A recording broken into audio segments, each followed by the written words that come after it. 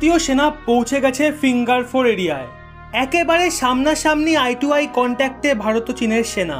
কিছুদিন আগেই ভারতীয় সেনা বলেছিল প্যাংগংয়ের উত্তরে সেনাদের মোতায়েন রিঅ্যাডজাস্ট করা হবে। যদি এই মুহূর্তে কোনোরকমভাবে ধৈর্যের বাঁধ ভেঙে যায় তবে যুদ্ধ লাগতে পারে। প্যাংগং লেকের ফিঙ্গার 4 এরিয়া, যেখানে এখনো অবধি কারোর দখল ছিল না, দুপক্ষই চেষ্টায় ছিল যে কে আগে কবজা করবে, সেখানে এখন ভারতীয় সেনাও পৌঁছে গেছে। আর দুপক্ষই একেবারে মুখোমুখি রয়েছে। ফিঙ্গার 4 এরিয়া ভারত ও চীনের সীমানা। যখন গালওয়ানে বিবাদ চলছিল তখন চীন এখানে এসে বসে যায়। তাই গালওয়ান ঘাটির সংঘর্ষের পর যতবার আলোচনা হয় ভারত ততবার চীনকে জায়গা থেকে পিছু হটতে বলে।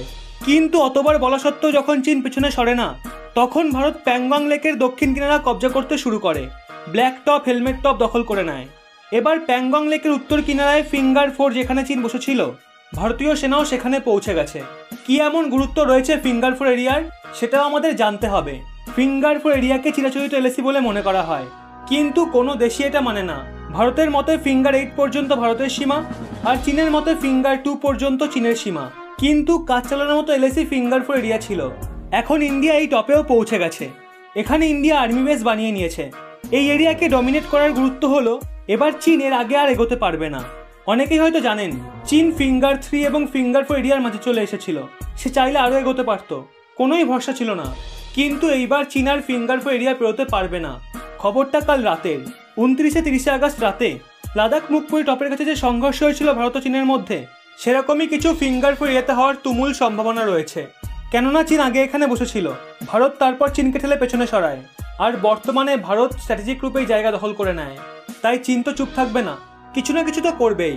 কিন্তু সুখবর হলো ভারত যে কটা টপ দখল করেছিল সেই লিস্টে ফিঙ্গার 4 এর নামও সামিল হয়েছে। প্যাংগং লেকের দু সাইড, যা বলতে পারেন এখন এলএসির লাইন, ওখানে ইন্ডিয়া বেশ ভালোভাবে কবজা করেছে। এবার দেখার বিষয় চীন কি করে।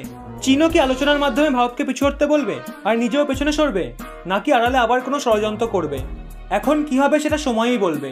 তবে যাই বলুন না কেন, ভারতীয় সেনার অ্যাগ্রেসিভ নীতি কিন্তু সত্যিই প্রশংসনীয়। ভারতের ম্যাপ থেকে আর টুকরো টুকরো অংশ আলাদা হতে দেওয়া যাবে না।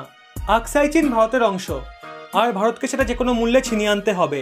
আপনাদের মতে কি বলে? আপনাদের মধ্যে কতজন ভারতীয় সেনার ভক্ত?